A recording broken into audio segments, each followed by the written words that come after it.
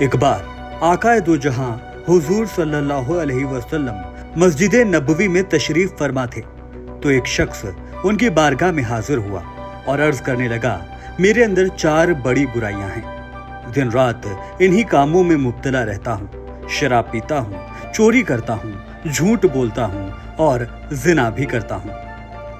سب سے پہلے چوری کرتا ہوں، پھر انہی پیسوں سے شراب پیتا ہوں اور پھر زنا کرتا ہوں۔ صبح میں بیوی کے سامنے جھوٹ بھی بولتا ہوں۔ یہ سب چھوڑنے کی میں نے بہت کوشش کی لیکن نہیں چھوڑ پایا، اسی لیے آپ کے پاس آیا ہوں۔ اس شخص نے کہا کہ یہ 4 تو میں نہیں چھوڑ سکتا، لیکن آپ کے کہنے پر ان میں سے ایک برائی چھوڑ سکتا ہوں۔ رسول صلی اللہ علیہ وسلم سے مخاطب ہو کر اس شخص نے عرض کیا کہ آپ ہی بتائیے ان میں سے میں کیا چھوڑوں۔ آپ صلی اللہ علیہ وسلم نے اس کی طرف دیکھا اور مسکرا کر فرمایا، تم جھوٹ بولنا چھوڑ دو۔ یہ سن کر وہ شخص ٹھہاکے مار کر ہنسنے لگا اور کہنے لگا، میں نے تو آپ کے بارے میں سنا تھا کہ آپ بہت دانش مند ہیں، لیکن آپ نے تو اتنی چھوٹی سی بات چھوڑنے کے لیے کہا، یہ تو میرے لیے بے حد آسان ہے۔ اس شخص نے نبی صلی اللہ علیہ وسلم کے ہاتھوں پر ہاتھ رکھ کر اللہ کی قسم کھائی کہ اب سے میں کبھی جھوٹ نہیں بولوں گا۔ پھر وہ شخص وہاں سے نکل گیا۔ جیسے ہی شام ہوئی وہ شراب کے ٹھیکے کی طرف روانہ ہو گیا۔ ٹھیکے پر پہنچ بھی گیا، شراب منگوا بھی لی اور جام تیار کر کے جیسے ہی منہ کی طرف لے کر گیا، اس کو رسول صلی اللہ علیہ وسلم سے کیا ہوا وعدہ یاد آیا اور سوچا، اگر میں شراب پی لیتا ہوں اور کل میرا ان سے آمنا سامنا ہو گیا اور انہوں نے پوچھ لیا کہ کیا تم نے کل شراب پی تھی، تو میں ان کو کیا جواب دوں گا؟ جھوٹ بول نہیں سکتا کیونکہ ان سے اللہ کو گواہ بنا کر قسم کھائی ہے۔ اسی کشمکش میں وہ شراب نہیں پیتا اور وہاں سے اٹھ کر چلا جاتا ہے۔ سورج ڈھلنے کے بعد اس کے اندر شہوت جگتی ہے اور وہ اس عورت کے پاس پہنچ جاتا ہے جس سے وہ روزانہ زنا کرتا تھا۔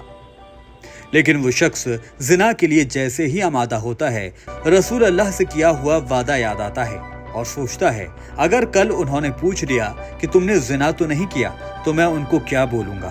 اگر سچ بولوں گا تو میری جان جائے گی، کیونکہ زنا کرنے کی سزا ہے پتھروں سے مار مار کر ہلاک کرنا، اور جھوٹ تو بول نہیں سکتا کیونکہ ان سے وعدہ کیا ہے۔ اسی خوف میں وہ اس رات وہ زنا بھی نہیں کرتا اور وہاں سے چلا جاتا ہے۔ پھر جب رات کا اندھیرا عروج پر ہوتا ہے تو وہ ہر روز کی طرح چوری کرنے نکلتا ہے۔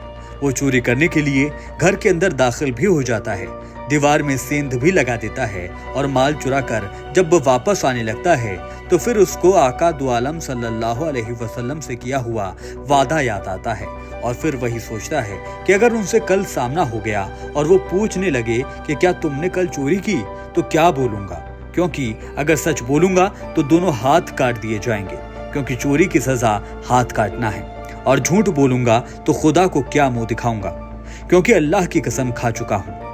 اسی خوف میں وہ چوری بھی نہیں کرتا اور گھر واپس لوٹ جاتا ہے۔